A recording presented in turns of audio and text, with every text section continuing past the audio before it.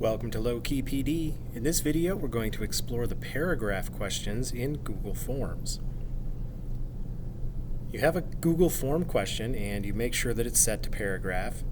This is very similar to a short answer question, except for response validation, you don't have many choices. You can basically choose length or regular expression. Probably not here for regular expressions, so let's go to length. When you choose length, you can either have a maximum character count, so the input from the user cannot exceed a certain number of characters, or you can go with minimum character count, so the input from the user must meet or exceed a minimum character count.